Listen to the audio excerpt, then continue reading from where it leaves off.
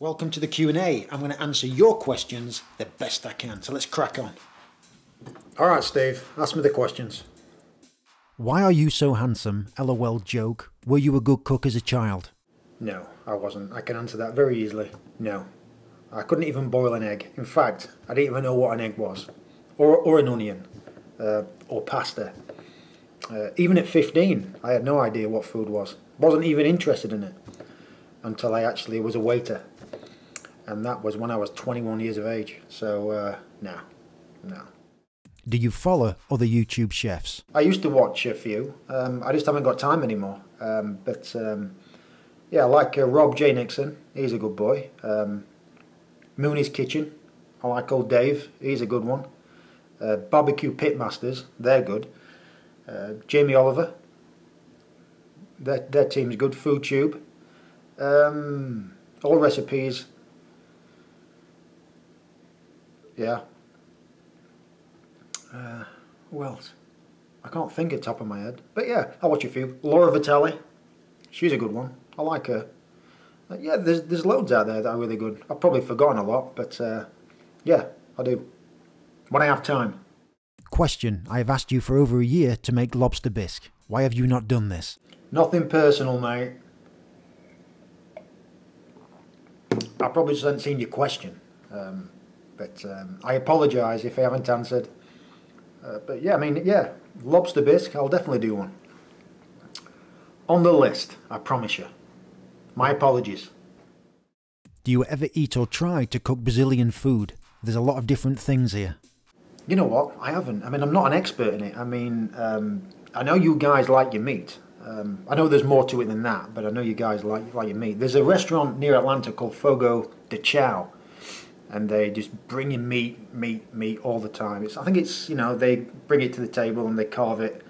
I haven't been, I've heard about it, but I really want to go there and try some Brazilian food. But I'm not an expert on it. So yeah, I'd love to try some recipes and film them. Yeah, it'd be good. Hi Steve, I've noticed the weight loss over the past few years. Is there something that made you decide to lose weight, or did it just happen naturally? Well, I sort of got married and got happy. And I was eating a lot. And I was working, tasting food, and I wasn't exercising. And I got pretty big. I mean, that's the biggest in my life. That's the biggest ever in my life. Because I used to be like this before I came to the States. And so I decided to exercise or run every day. Run every day, twice a day. Eat less. I mean, have a treat day, but eat less and exercise. And I mean, I can pretty much eat what I want, but as long as I exercise. And yeah, that's it. Didn't happen naturally. I had to work at it. But I'm back to my normal weight now, so that's good. Hi Steve, what made you get into cooking? Was it something that you've always had a passion for? And what is your favourite dish to cook and eat yourself? It's really funny because I haven't always had a passion for cooking. I mean, I was a late starter, 21 years of age. And I was a waiter in this iron restaurant, and I was lucky enough to train there. But I used to go in the kitchen and observe all the cooks, see what they were doing. And I used to get told off to get back in front of house to do my job. And I used to observe all the cooks. But what really got my passion riled up, you know, what really got it started was soups. Just from there. Steve, you've got a passion for food now. Ting, it was like a switch, it just flipped. You've got a passion now, and it just escalated from there. Wow. It was amazing, it was just weird, because when I was 20 years old, I didn't want to cook, no way. But as soon as I saw that, it was a spark, it just went ting, you've got a passion for food. Hi Big Steve, I wonder if you can give us some tips to make a proper caramel cage or caramel decorations. Perhaps a video tutorial or a recipe. I always fail doing a caramel cage, the caramel sticks to the plate. Cheers. I actually did one. I did a caramel cage on a video. In fact, it was the Valentine's lava cake about two years ago, I think it was. And I did a caramel cage there. But you've got to get that fine balance, you know. Caramel, when it cools down, it goes hard, and you can easily burn it. So you've got to get that balance, and you've got to move really, really quick. Spray that ladle and cross hatch it, and then just pick it off there and do it. Watch the video. Why do restaurants scarf up all the great ingredients and leave grocery stores with crap? I sort of agree with that, sort of. But I think restaurants are more reliable purchasers, and they buy more frequently with more volume. But I think oh, come on, are you serious?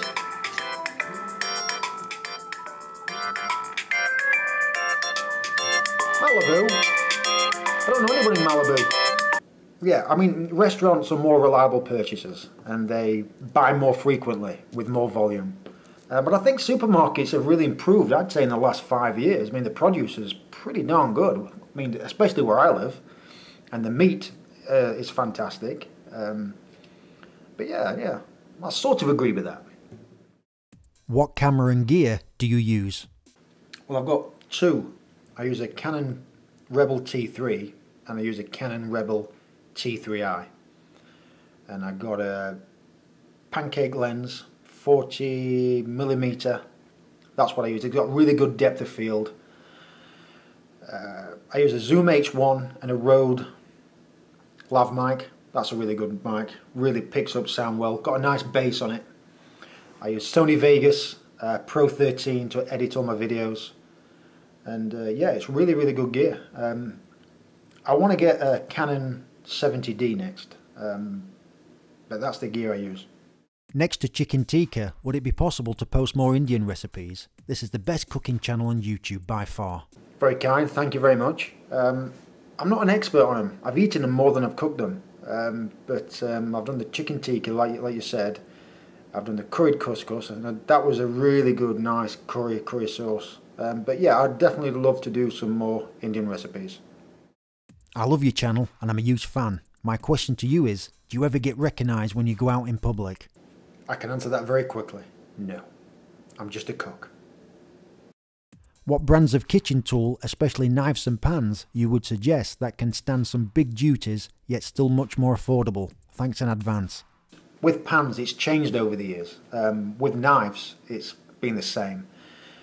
I'd definitely recommend some good German knives. I love Henkel's. I love Wusthof.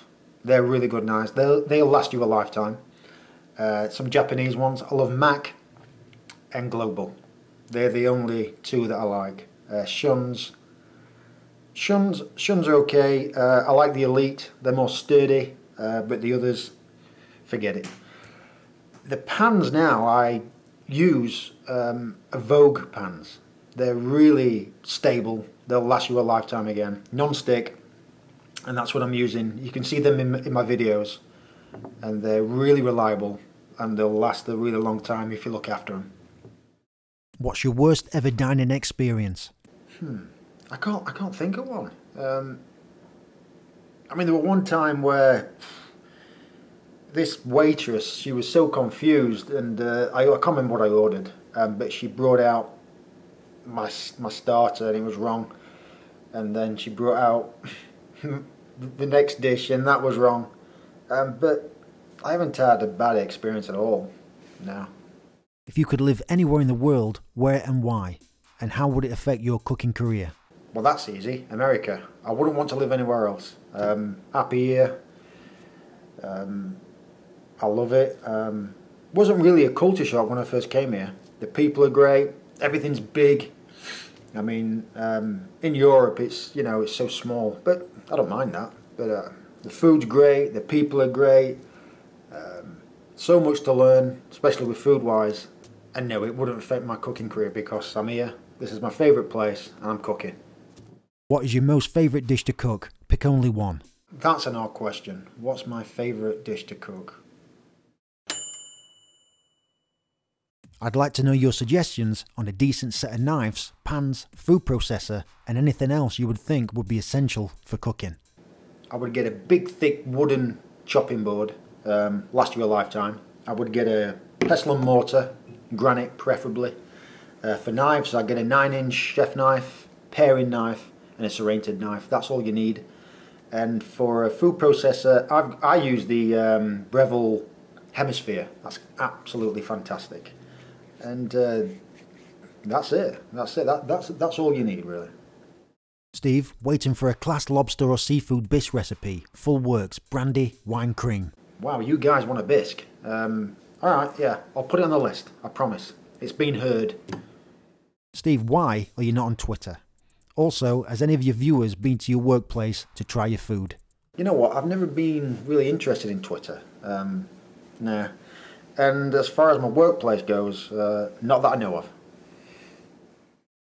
If all the restaurants in the world closed down, bar just one, and all the food choices and all the menus just vanished, bar just one three-course meal remaining, which restaurant in your imagination would you like to remain open, and what three-course meal would you like to see remaining? Well, that would be a pub, because there's a lot of pubs serve really good food, and also you can have a drink. Three-course meal, that's a tough one. Salmon Caesar salad for starters. I would have a beef and ale pie with mashed potato or fries, green beans, and then for dessert something really simple like vanilla ice cream. Love that. That'd be good. What do you think about Marco Pierre White and Raymond Blanc? Marco Pierre White, genius. Raymond Blanc, genius. Marco's probably the best chef England has ever produced. And I think Raymond Blanc used to teach Marco Pierre White. And I think he's a self-taught chef as well, and he's fantastic. They're both great. What's your most cooked regular meal? I'm eating salmon Caesar salad. I love that. I mean, I've had salmon every single night. And next month, I don't know, it could be really spicy, like, you know, like some Mexican, some tacos or something. But yeah, I mean, I can't answer that. But it changes every month. Where do you get your cuts of red meat? Do you go to a butcher or a grocery? You know what, I really do wish I had a butcher's, but where I live, there's hardly any. But in England, I have my local butchers, and I used to go around there. He knew exactly what I wanted, and he used to get it for me. But here, I just go and get my meat from farmers markets and Whole Foods. Do you miss the UK? Sometimes I do. When I watch an English show, and I see all the landscape and, you know, the British cars, you know, I do miss it, but I normally just miss my family. That's about it. Miss my family. First off, I love your videos. Here's some questions for you. 1. What's your worst cooking disaster? I haven't really had many. Apart from I worked hard on this tomato soup, and I was really proud of it. And it took me a long time to make it. And I had it on a low heat, and I went away and I forgot about it. And it was a big batch. I mean, a big batch. For service, and I scorched it and it just tasted burnt, so I had to toss it, and I was mad at myself and I had to make it again. Yeah. 2. If this was your last day on earth, what would be your last meal? Salmon Caesar salad, sometimes with fries or tater tots. And 3. When you're at someone's home and someone else is cooking, do people feel pressured to cook you something fancy because you're a chef? No, I've never had that. They don't feel pressured. My friends know I don't really like poncy food. I like good, hearty, meat and potato food, so nah. Hi Steve. 1. Where are you from? 2. At what age you started to cook? 3. When did you discover your passion and talent? And 4. Why are you in the US? Well, I've answered some of these questions, but I'm from Rotherham, South Yorkshire, UK. And why am I in the US? Is because my ex-wife. My ex-wife was in England, she's American. I had no ties back then, that was 10 years ago. So I moved here, and the rest is history. What's your favourite wine? I don't really drink wine, but if I had to choose, it would be a Merlot.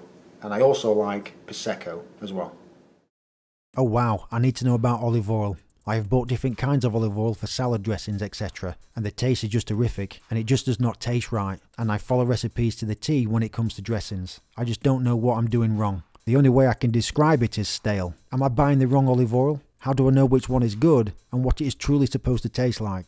This is just making me crazy because I really want to try and stay on a healthy side of cooking. Any help from you would be appreciated. There's loads of olive oil. There's extra virgin olive oil, there's virgin olive oil, there's pure olive oil, there's light olive oil, and extra virgin olive oil, because it's got a low smoke point, is great for drizzling rather than cooking, especially salad dressings. Virgin olive oil, it's great for low temperature cooking, so it's good for sous vide, that type of stuff. There's Pure olive oil, that's good for frying. Light olive oil, which just means light in flavour. That's great for baking, sautéing, frying. So there's various types. So extra virgin olive oil is great for salad dressings. Have you ever experienced a fat fire, and how was it like? Used to work at this resort about 2 hours away from here, and it was on the grill, and all of a sudden it just caught fire, and all the back just caught fire, and it was that bad that the sprays come on, and it had to be closed, the restaurant, and I think they were cleaning it for a week. They were that bad. Don't know how it started, no idea. Probably weren't cleaned. Hi Steve, excellent channel. My questions: I prepare my sandwiches in the morning. 1. How do I stop the bread from getting soggy by lunchtime? 2. What's the best bread to use for sandwiches, thickness, type, etc. 3. Please share simple quick sandwich ideas that can be prepared in advance, i.e. cold sandwiches. Thanks. Question 1, I would use separate containers. I'd have your bread in one, and then let's say you're doing your ham, tomato, cheese in another, and then make it at lunchtime. That won't get soggy. Number 2, I would definitely do a ciabatta bread, like a sourdough style. They're really, really good. And question 3, I would do chicken lettuce wraps. Again, separate containers, make it at lunchtime. Good stuff. First off, Steve, I think your channel is the best out there and very well produced. Second, could you please make French onion soup with homemade beef broth? I've actually done an onion soup. Whether it's French or not, I can't remember. It was a while back, like 3 years ago, but I've actually done one. I don't think I did homemade beef broth, but check it out, it's on the channel. What's the thing that annoys you most when you go to a fine dining restaurant? When I go out to eat, I don't really go to many fine dining restaurants, but what really annoys me are waiters. A good waiter should be attentive, but also invisible at the same time. I don't want a waiter coming up to me and saying, "Is everything all right?" every minute. Is everything all right? No, that's what really annoys me. Best guilty pleasure, food that you love, but you're a little ashamed of loving it. Oh, that's easy. Wine gums. If you don't know what they are, Google them. I absolutely love them.